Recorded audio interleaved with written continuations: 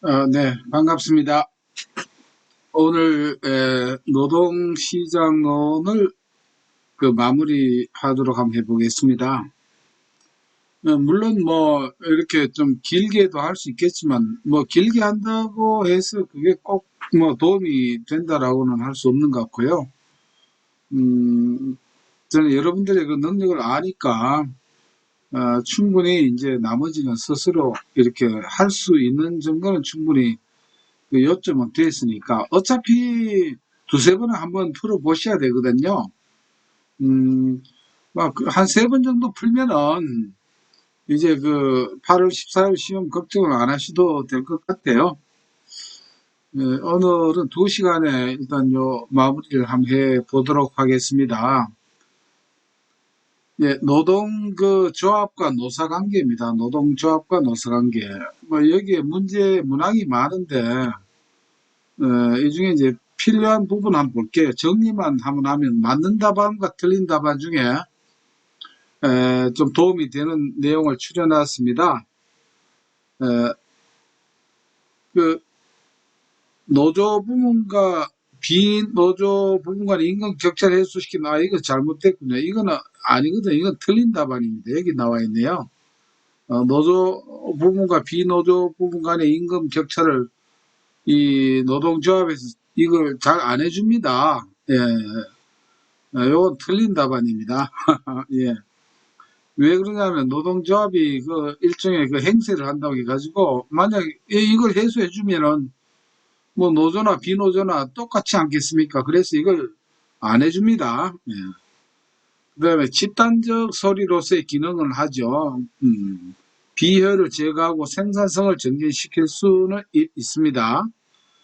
그리고 이게 이제 노동조합의 두 얼굴이라고 해요. 하나는 독점을 하려고 하고 또 혼자 말고도 반대는 집단이죠. 이게 상반되는 또 집단적 목소리. 네, 이러한 특성이 바로 노동조합의 하나의 특징이라고 할 수 있습니다. 틀린 답안은 이런 게 특정 정당과 연계하여 정치적 영향력을 발휘할 수 없다가 아닙니다. 발휘합니다. 노동조합은요. 이게 하죠. 그래서 어떻게 하든지 정치적 영향을 발휘하려고 하는 겁니다. 이런 거는 조금 기억해 주셔야 되고, 노조 부문과 비노조 부문 간의 임금 격차를 해소시켜 주려고는 그렇게 하지 않습니다. 어떻게 해요? 자기들은 많이 받으려고 하고, 비노조는 차별화하려고 하죠. 네, 그러다 보니까 시장 기능에 의해 결정된 임금 수준을 반드시 수용하지를 않습니다. 지금 말씀드리는 내용은 맞지 않는 그 내용이 되겠습니다. 노동조합의 임금 수준은 일반적으로 비노조 부분의 임금 수준에 비해 낮게 책정되어 있는 게 아니죠. 높게 책정됩니다. 뭐 노조 얘기해서 앞으로 뒤에도 그런 문항이 많이 나옵니다만은 뭐 국제 경쟁력 이러한 내용이 나오면은 이거는 관계가 없는 내용입니다. 뭐 국내 산업 보호를 위한 수익 관세 뭐 이런 것까지도 관계가 없고요. 산업 구조가 서비스업 중심으로 바뀜에 따라 화이트 칼라의 구성이 높아지면 노조 가입은 증가하는 게 아니고 감소합니다. 특히 서비스업도 그렇고 화이트 칼라 같은 경우는 오히려 노조 가입이 저조하죠. 아무리 노조가 파업을 한다 하더라도 작업을 방해하거나 이렇게 하진 않습니다. 이런 활동은 노조 활동과 상관이 없고, 그리고 노동조합 운동과 정치와 연합을 특징으로 한다라고 해서, 자, 위에 정치적 영향을 발휘할 수 없다가 아니고 있다라고 했죠. 그러면 이게 정치와의 연합을 특징으로 하는 게 아니냐, 이렇게 생각하기 쉬운데 그게 아니고, 비록 영향력은 발휘하지만은 정치와는 독립을 하려고 합니다. 예, 이렇게 연합을 하려고 하는 게 독립을 하려고 하죠. 독립을. 예, 그런 내용을 참고를 해 주시면은, 여기 대표적인 몇 문제 한번 풀어볼게요. 325번 문제입니다. 노동조합의 기능에 대한 설명으로 이제 틀린 것은 이렇게 이제 나와 있죠. 그러면 여기에서도 임금을 인상시키는 효과, 근로조건도 개선하고 뭐 복지활동도 할 수 있는데 특정 정당과 연계하여 정치적 영향력을 발휘할 수 없다가 아닙니다. 발휘할 수 있다가 된다는 거 다시 한번 이렇게 정리를 하고요. 327번 문제 보겠습니다. 이건 그냥 뭐 이게 출제가 좀 빈번한데요. 노동조합이란 임금 근로자들이 그들의 근로조건을 유지하고 개선할 목적으로 조직한 영속적 단체이며, 이렇게 해서 뭐 노동시장의 조절, 표준 근로조건의 설정 및 유지와 공제 제도 등이 있다 했는데, 이 설명은 누가 했느냐? 여러분들 이 뭐 네 사람 다 이렇게 기억하려고 하지 마시고, 어때요? 이 근로조건이 이렇게 많이 개선돼서 복지가 많이 좋아지니까 뭐 시드니하고 베아트리체 여기에 관광 간다 이렇게 생각하시고, 이런 문제가 나오면은 이게 노조가 잘 돼가지고 시드니하고 베아트리체 놀러 가는구나, 이렇게 선택하는 게 좋을 것 같아요. 330번 문제 한번 보겠습니다. 이것도 위의 내용을 보면은, 노조가 어떻다라고 하는 거, 이걸 이제 상식적으로 맞는 얘기예요. 뭐 상식적으로 생각을 하면 됩니다. 근데 산업 구조가 서비스업 중심으로 바뀜에 따라 화이트 칼라의 구성이 높아지면 노조 가입은 증가를 하지 않습니다. 이 화이트 칼라. 이렇게 되죠. 그 다음에 또 조금 도움이 되는 문제를 보려면은 332번 문제를 한번 볼까요? 경제적 조합주의에 대한 설명으로 틀린 것입니다. 역시 보십시오. 노동조합운동과 정치와의 연합을 특징으로 하는 게 아닙니다. 독립이 되는 것입니다. 그리고 나머지는 이렇게 맞는 내용이니까 이 경제적 조합주의가 이런 내용이 있구나, 이렇게 생각하시면 되겠습니다. 그 다음에는 이제 쭉 건너가도 되고, 이 한두 번 보시면은 이거는 그렇게 어려운 게 없습니다. 자, 이번엔 이제 노동조합의 종류, 이거 출제가 많이 되거든요. 노동조합을 이제 또는 샵이라고 합니다. 샵. 우리가 샵 하면은 생각나는 게 편의점 생각나지, 편의점. 뭐 25시든 뭐 중에, 그 중에서 CU라고 하는 편의점이 있죠. CU. 이 CU라고 하는 편의점에는 아몬드하고 오렌지를 팔더라, 이렇게요. 요새는 과일도 편의점에 팔더라고요. 그래서 CU에 아몬드와 오렌지, 이렇게 해서 CUAO를 기억해 주시면 좋습니다. 즉, 이 C는 클로즈드 샵이고요. U는 유니온 샵이고, A는 에이전시 샵이고, O는 오픈 샵입니다. CUAO를 알면은, 요걸 한꺼번에 이렇게 하시면 되겠습니다. 자, 클로즈드 샵, 이제 C로 되는데, 이거는 그 회사에 들어가기 위해서 반드시 노동조합에 가입을 해야 됩니다. 그러니까 어때요? 노동조합의 힘이 아주 강하죠. 만약에 노동조합원의 자격이 박탈되면은 그 회사에서 근무를 할 수 없는 이 조합 제도가 클로즈드 샵입니다. 그 다음 단계로는 유니온 샵이에요. 이거는 입사할 때는 조합원이 안 돼도 되는데, 그 회사에 정한, 노조에 정한 규칙이 있습니다. 일정 기간 경과 후에는 역시 노동조합에 가입해야 됩니다. 클로즈샵과의 그 차이는 입사하자마자 바로 조합에 가입하느냐 안 하느냐 차이지만은, 결국 이제 일정 기간 지나면은 노동조합에 가입을 의무적으로 해야 됩니다. 그 다음에 에이전시 샵은 이 가입을 안 해도 되는데, 그러나 어떻습니까? 자, 우리가 한번 봅시다. 여기 이제 노조가 있고, 노조원이 있고, 비노조원이 있습니다. 비노조원. 그러면 어떤 경우가 있느냐면은, 노조가 뭔가 사용자하고 뭔가 협상을 해서 큰 혜택을 볼 때는 전체가 혜택을 보잖아요, 혜택을. 이때 원래 노조원들은, 조합원들은 조합 회비를 냅니다. 그런데 노조원이 아니면 안 되지만은 조합비를 내지도 않고 혜택을 보지 않습니까? 이 사람들 덩달아. 그래서 이런 혜택을 볼 때 일정한 대비를 냅니다. 이런 혜택을 볼 때. 그 조합원이 아니더라도 일정한 그 노조비를 이렇게 받습니다. 왜? 우리 때문에 너희들도 덕을 보았지 않았느냐. 이게 이제 에이전시 사업입니다. 그 다음 오픈샵은 그 말 그대로 노조 조합이 가입이 아주 상관이 없습니다. 뭐 해도 되고 안 해도 되고 그러니까 전혀 의무가 없다는 것이죠.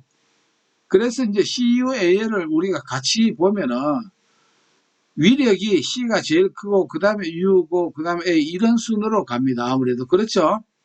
클로드 샵이 가장 힘이 강력하고 유니온 샵이요. 그 다음에 에이전시 샵.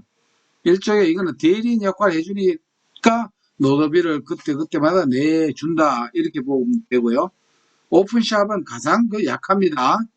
요런 내용만 아시면은 지금 이 노동조합의 이제 종류에서 약 한 16문제, 15문제, 16문제가 나오지만은, 뭐 더 이상 설명할 게 없어요. 요 내용만 아시면은. 그리고 이제 우리가 조합도 있지만은 또 다른 형태별로 있습니다. 직업별 이제 노동조합이 있고 산업별 이렇게 있고 기업별도 있고 일반 노동조합 이런 것도 있습니다.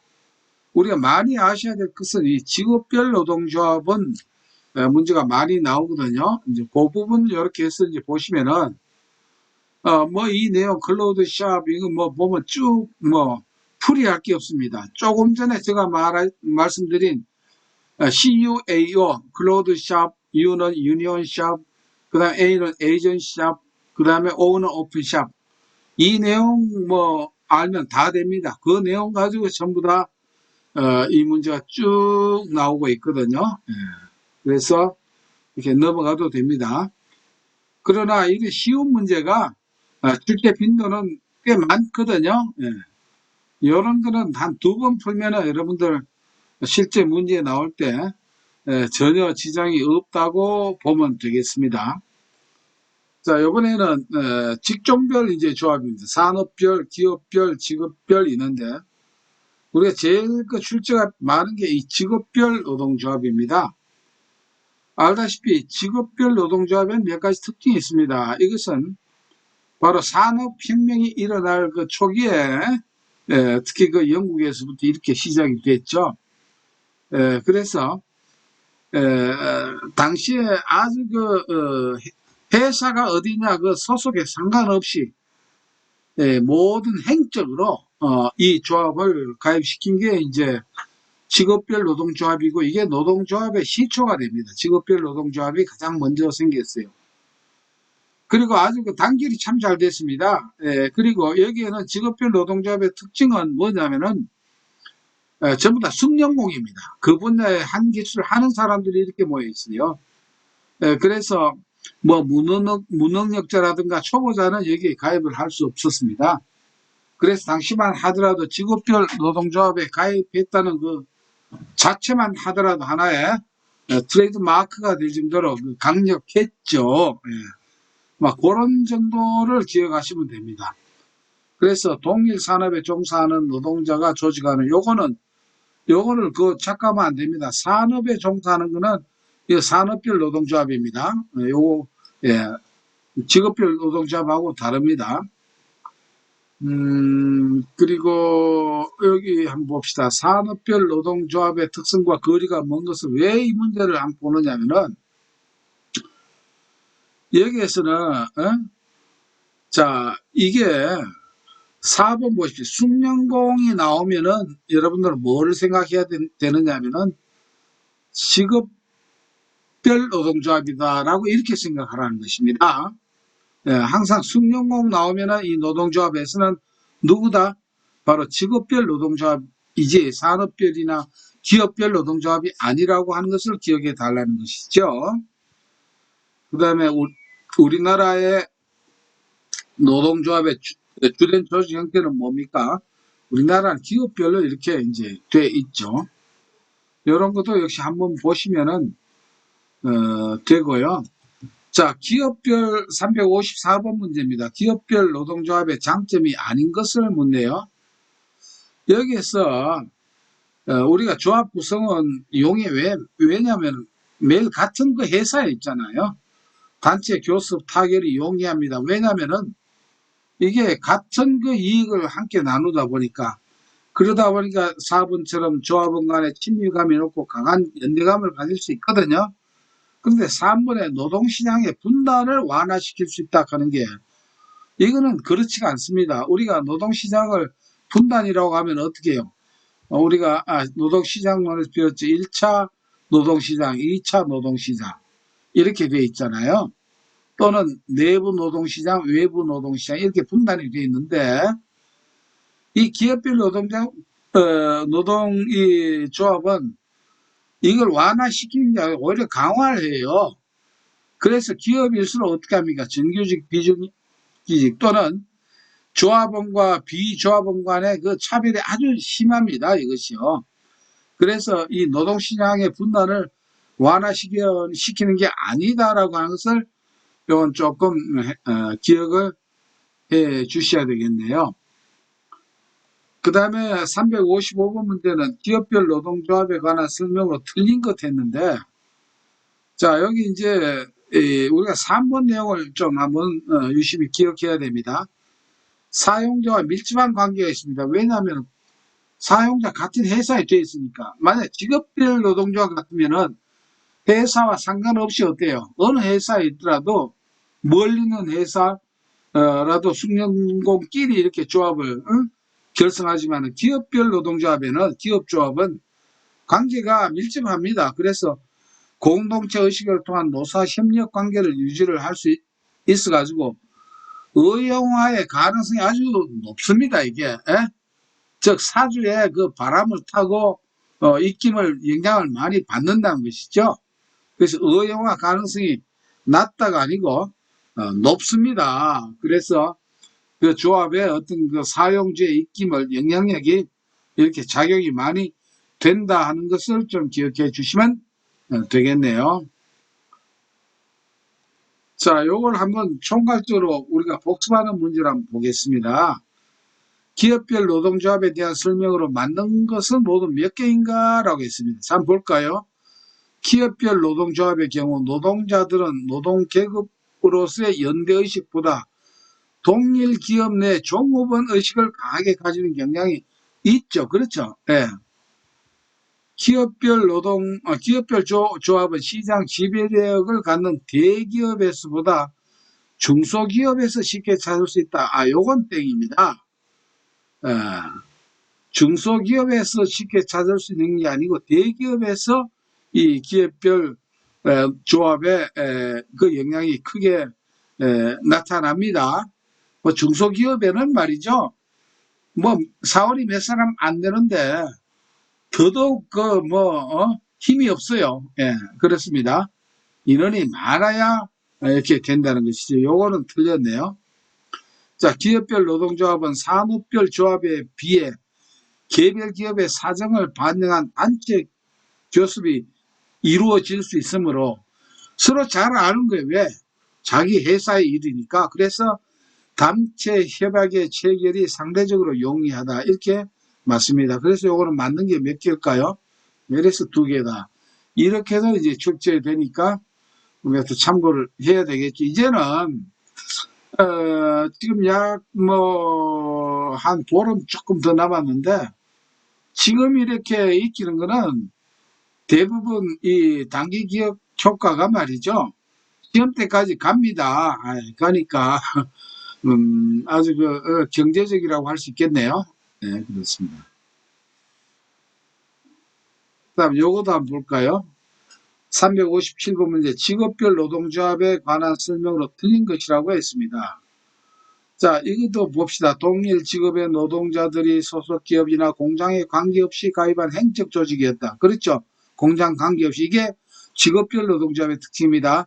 저임금의 미숙련 노동자, 여성 연소 노동자들도 조합에 가입할 수 있었다가 아니죠. 이거는 이 직업별 노동조합은 가입할 수 없습니다. 그 다음에 참고로 한번 보겠습니다. 3번 내용. 조합원 간의 연대를 강화하기 위해 공제 활동에 의한 조합원 간의 상호 부조에 아주 주력을 했습니다. 그리고 산업혁명 초기 숙련 노동자가 노동시장을 독점하기 위한 조직으로 이렇게 결성되어서 어떤 그 노동조합의 시초가 되었습니다. 이렇게 이제 정리를 하면은 그 나머지는 그렇게 어렵게 361번 문제를 한번 볼까요? 노동조합에 대한 설명으로 틀린 거 됐는데요. 요 시간 관계상, 시간이 없더라도 이게 전체 총괄하고 다음 내용을 예습을 할 수 있습니다. 노동조합은 노동 수요를 비탄력적으로 하는 전략을 사용하여, 왜냐면 이런 건 좀 이해를 해야 되거든요. 비탄력적이라고 하면 쭉 했죠. 이게 비탄력적이죠. 왜? 비가 위에서 아래로 내리니까 이거는 완전 탄력적이라고 했습니다.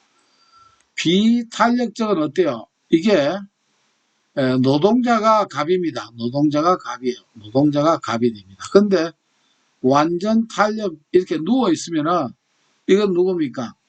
사용자가 갑이 됩니다. 기업주가 갑이 돼요. 그래서 이 어느 때 그러니까 힘이 좋습니까? 이렇게 될 때 힘이 비탄력적일 때 바로 노동조합의 힘이 강하다 하는 거예요. 강하다 하는 것입니다. 이걸 그림으로 지난번에 했던 그 노동 수요 공급 이게 계속 우리가 활용을 해서 다른 문제를 이해하는데 그게 도움이 됩니다. 항상 비탄력적이면은 노동자가 좋은 세상이고 완전 탄력이 되면은 완전 덜쭉날쭉하죠. 그래 되면 어떻게 됩니까? 이거는 기업주가 노동자들에게 갑질합니다. 그러니까 일자리도 적게 주고 그 다음에 임금도 최저임금을 쓰려고 하죠. 자, 2번 문제 볼게요. 노동조합의 임금 인상에 의하여 축출된 노동자들이 자, 요걸 미리 공부를 해 주셔야 됩니다. 자, 노동조합이 임금이 인상이 되면은 거기에 또 쫓겨나는 사람들이 있습니다. 노동자들이 조직되지 않는 다른 곳에 취업하려 하여 다른 곳은 어디입니까? 바로 노동조합이 아닌 곳이죠. 조합원이 소속되지 않는. 그래서 비조직 분야의 임금을 하락시키는 것을 그러니까 쉽게 말하면 하나는 이 노조에 가입한 사람이고 하나는 여기 이제 비노조입니다. 비노조. 그럼 여기에서 쫓겨난 사람이 결국 어디로 갑니까? 이 비노조 쪽으로 막 몰려가는 거예요. 왜? 여기는 그래도 취직하기가 쉬우니까. 그러면 비노조 쪽에 공급이 과잉이 되겠죠. 항상 공급이 과잉이 되면은 뭐가 됩니까? 공급 과잉은 임금을 어떻게 됩니까? 다운을 시키는 것이에요. 그래서 임금을 하락시키는 것을 노동조합에 이걸 파급 효과라 합니다. 이거는 뒤에 나오는데 미리 나왔기 때문에 이걸 꼭 이해해 주셔야 돼요. 파급 효과라기도 하고 또는 이전 효과라고도 합니다. 이전 효과. 이전 효과. 어떻게 이전됩니까? 조합원에서 비조합원 쪽으로 이전한다라고 해서 이전 효과. 또 그런 것이 임금에 영향을 준다라고 해서 또 파급 효과. 이렇게 설명하고 있습니다. 그래서 파급 효과가 나오면은 바로 조직 분야와 비조직 분야가 나와야 되고 그 다음에 그로 인해서 임금이 어떻게 됩니까?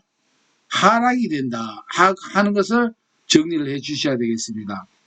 근데 이렇게 이전 효과는 바로 임금을 하락시켜주는 역할을 하지만 반대로 임금을 올려주는 효과가 있습니다. 그것이 바로 이 3번에 나와 있거든요. 비조직 부분의 기업주들이 노동조합이 결성될 것을 두려워해가지고 자, 임금 격차가 많이 나죠. 이제 조직과 이제 비조직이 있습니다. 그런데 보니까 기업주가 보니까 이 비노조가 너무 임금을 너무 적게 주면은 이 비노조원들도 따로 어떻게 조합을 결성할까 사용전에 이게 신경이 쓰이는 거예요. 그게 이제 겁을 먹고 적당히 어떻게 해요? 조합을 만들지 않을 정도로 이렇게 임금을 인상시켜줍니다. 알았어. 이것을 바로 위협 효과라고 합니다. 이것을 위협 효과. 예, 이것을 노동조합의 위협 효과라고 합니다. 그러니까 지레 겁을 먹고 올려준다 이렇게 생각하면 됩니다. 그래서 위협 효과는 임금이 인상이 되고, 자, 파급 효과나 이전 효과 똑같은 말인데 임금을 다운을 시키는 역할을 한다. 이걸 기억을 해 주시면 되겠습니다. 자, 4번 봅시다. 기업은 반드시 해당 노동조합원만을 신규 인력으로 채용할 수 있으며, 이게 뭡니까? 조합원만이 취업할 수 있다. 이렇게 하면 CUAO 중에 뭡니까? 맨 첫 번째, 클로드 시합이죠. 클로드 시합. 아주 폐쇄적인 시합이라 이 말이죠. 고용된 노동자가 노동조합을 탈퇴하면 종업원의 지위도 상실되는 제도를 유니온 시합이 아니다 이 말이죠. 예. 이것은 일정 기간 후에 들어오면 됩니다만은 요게 이제 틀린 것이죠. 예. 그래서 361번 문제는 이렇게 종합적으로 한 문항 한 문항 이렇게 살펴본 것은 이래서 한번 미리 이해해서 복습을 할 수 있기 때문에 그렇습니다. 자, 이번에는 힉스의 교수 모형입니다. 파업에 대한 항상 어떤 파업이 일어나잖아요. 그럼 파업이 일어날 때 교습이 되는 형태를 이게 또 출제가 가끔 되니까 한번 익혀보도록 하겠습니다. 자, 여기 그림을 봅시다. 이걸 말로 하는 것보다는 이 그림을 통해 가지고 쉽게 알 수가 있거든요. 자, 이게 이제 Y축이 임금입니다. X축이 파업 기간이 돼요. 자, 여기서 일단 선을 두 개 보셔야 됩니다.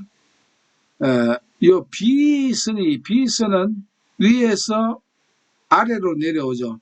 이것을 우리가 뭐라고 합니까? 우하향한다라고 합니다. 이것은 파업이 일어날 때 노동조합이 요구하는 임금입니다. 노동조합이 요구하는 임금이에요. 그 다음에 요 A선 요거는 뭐냐면은 요거는 요렇게 위로 올라가죠. 이렇게. 이것을 우상향이라고 하죠. 우상향이라고 하는데, 이것은 사용주가 노동조합에 제시하는 임금이 이런 형태가 된다는 것입니다. 자, 그림을 보면 우리가 이해를 할 수 있습니다. 자, 노동조합은 높게 있고 기업주는 제시는 이렇게 있습니다. 이렇게 되면 이 차이가 많으면 어떻게 해요? 파업이 끝납니까? 안 끝납니까? 안 끝납니다. 결국 언제 가서 파업이 끝나느냐 하면은, 자, 노동조합이 요구하는 임금과 언젠가 이렇게 가다 보면 노동조합은 처음에 많이 달라 했다가 사용주가 안 주잖아요. 점차 내려옵니다. 그렇죠? 그 다음에 사용주는 처음에 조금 제시했다가 협상이 안 되니까 조금씩 이제 올린다는 것이죠. 이렇게 가다 보면 언젠가 어떻게 여기 만나는 점이 있겠죠. 요 만나는 점이 바로 파업이 끝나는 시점이 되는 것입니다. 결국은 어때요? 이런 원리를 요거를 아시면은 요 그림을 통해서 생각을 하시면은 이 힉스의 교수 모형에 대해 가지고 일단 이해는 쉽게 다 됩니다. 아시겠죠? 이게 다예요. W는 임금이고 이제 파업 기간이 됩니다. 자, 그러면은 요걸 초점을 해가지고 한번 보면은 이제 설명해 봅시다. AE 곡선은 사용자의 양보 곡선이 맞죠? 사용자가 양보합니다. 처음에 적게 줬다가 이렇게. 그다음 BU 곡선은 노동조합의 저항 곡선이죠. 저항 곡선.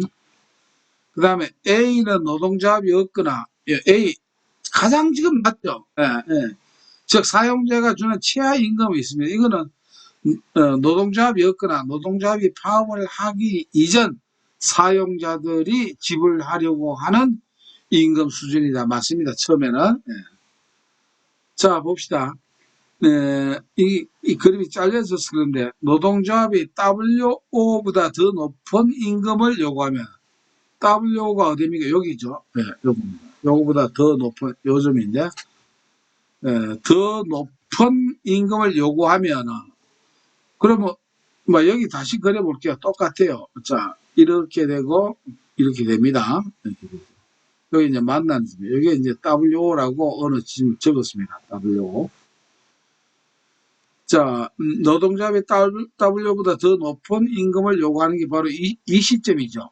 이 시점이 바로 사용주가 주려고 하는 것보다 더 높은 임금하는 구간이 이 구간입니다. 사용자는 쉽게 수락하겠지만 수락 안 하죠. 이거는. 그렇죠. 말로 가지고는 어렵습니다. 이게. 그러나 이 그림을 가지고 이해하면은 이렇게 됩니다. 쉽게 사용자는 쉽게 수락할 수도 없습니다. 그리고 만약 수락했다고 할 때 그때는 노동조합 내부에서 교섭자 대표자들과 일반 조합원 간의 마찰이 불가피하다. 마찰이 아니라 춤을 추겠죠. 그렇지 않습니까? 예. 오히려 춤을 춥니다. 훨씬 높게 이렇게 됐으면은. 그래서 이 내용이 그래서 이제 틀렸다는 것을 이게 말로 하면 무슨 것인지 도무지 초점이 안 잡히지만은 그림을 통해서 보면 이렇게 쉽게 정리를 할 수 있습니다. 그래서 요 내용은 말이죠.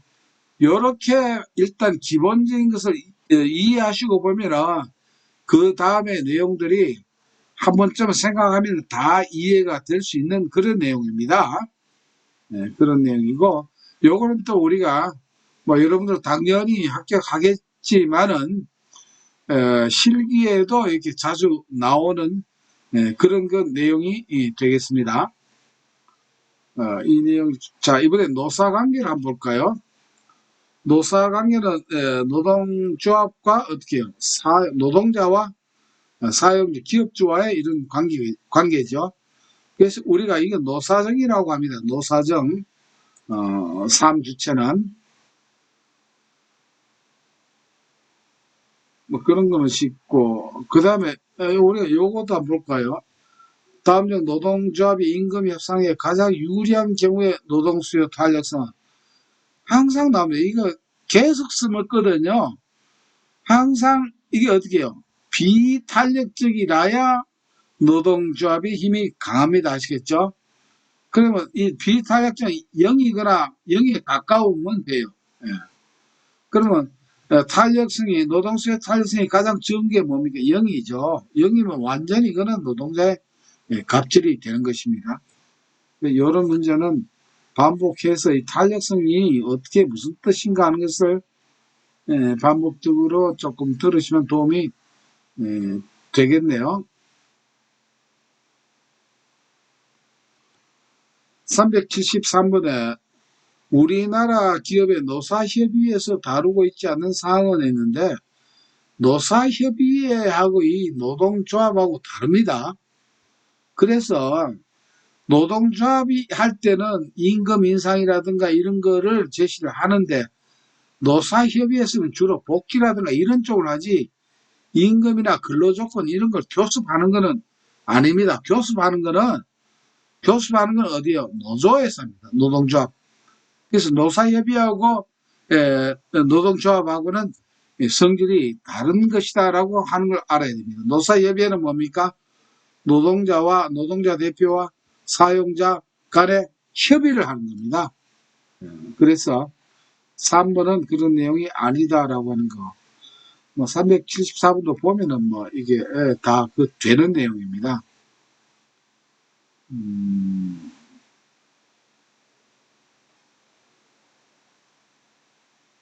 자, 요번에 여기에서 우리가 봅시다. 이 내용은 제가 지금 말씀드리려고 하는 게 이 대각선 교섭을 설명드리려고 하기 위해서거든요.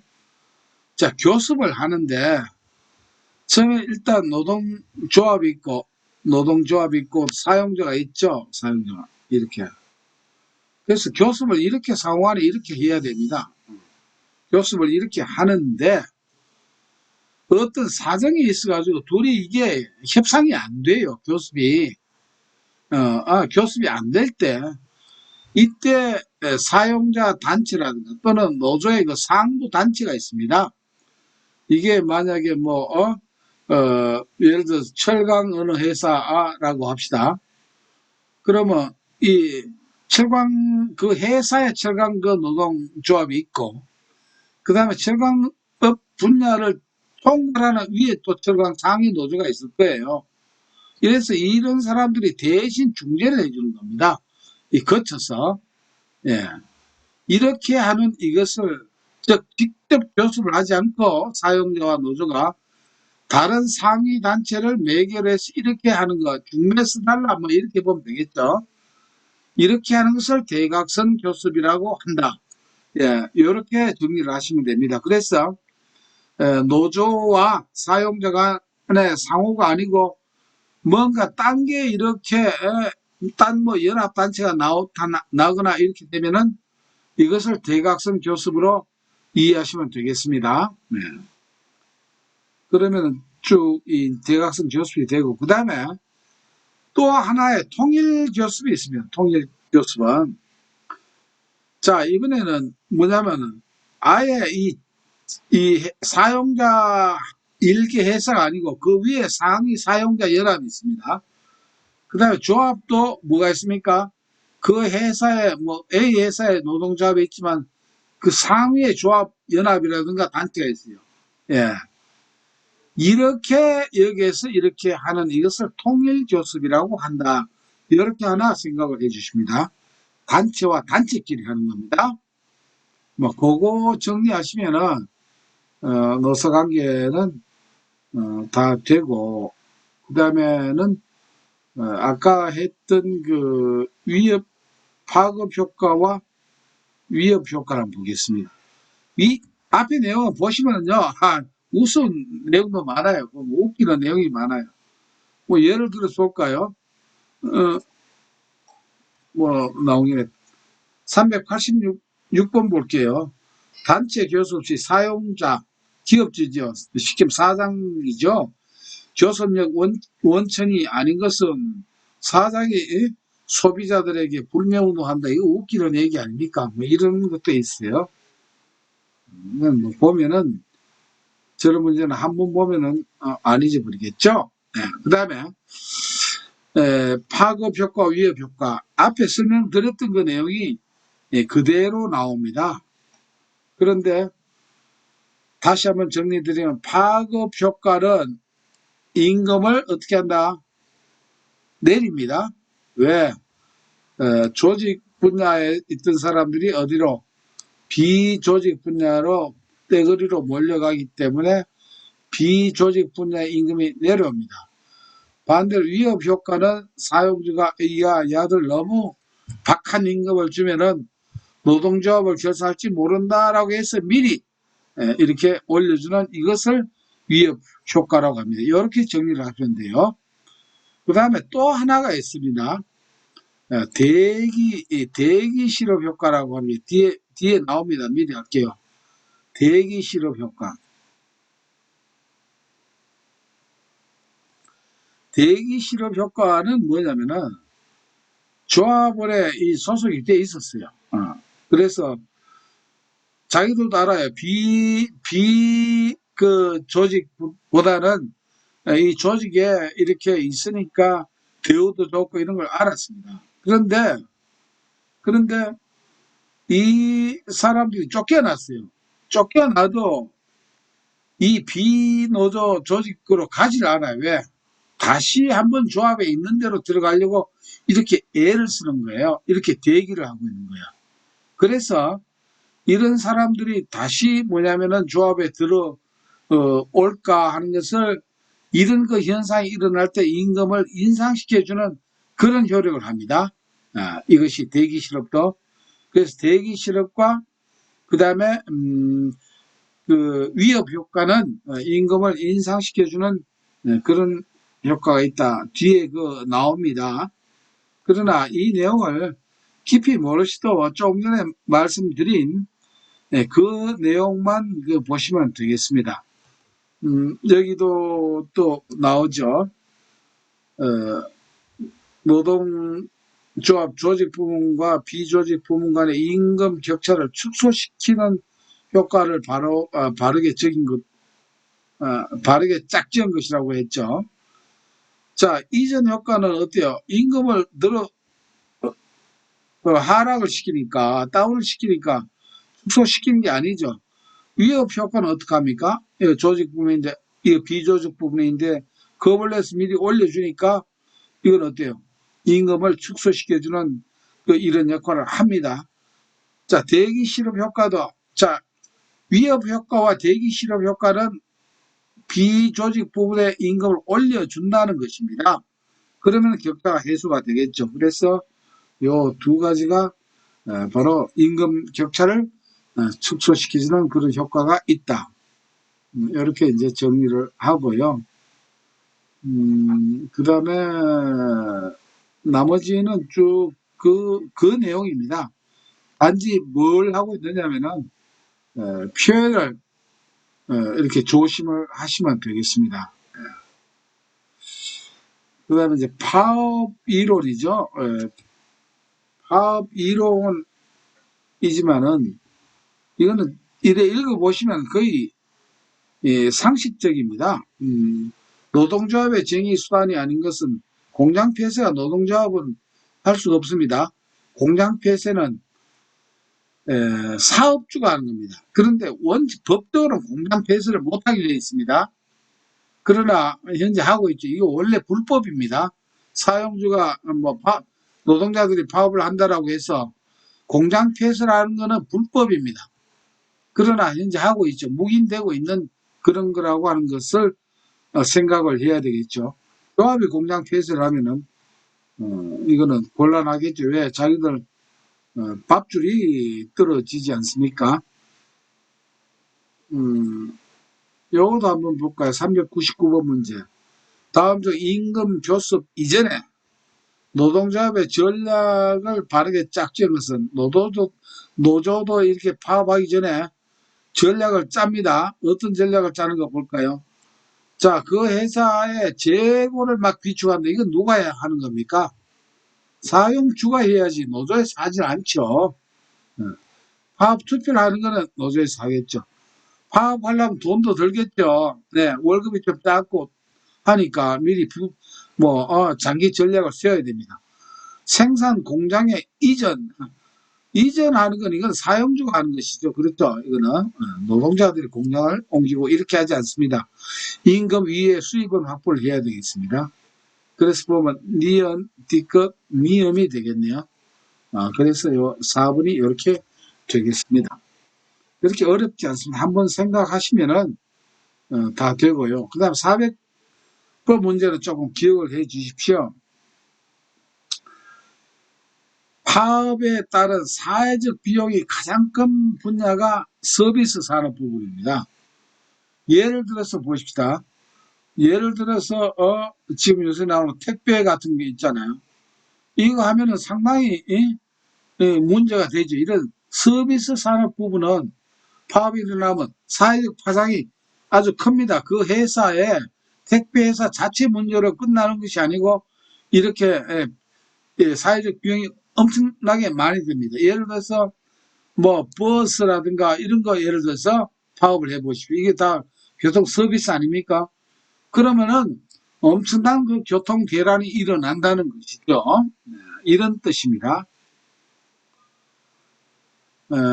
그러면은 이제 보자. 여기 지금 파업 이론까지 했으니까 다음 시간에 한 5분 정도 쉬었다가 이제 기타 문제와 사실 여러분들이 중요한 게 마지막 과목입니다. 한계 생산물 법칙과 이윤 극대화에서 맨 마지막 부분은 꼭 참고로 해서 꼭 들으셔야 될 겁니다. 한 2, 3분 쉬었다가 바로 또 시작하도록 하겠습니다. 네, 감사합니다.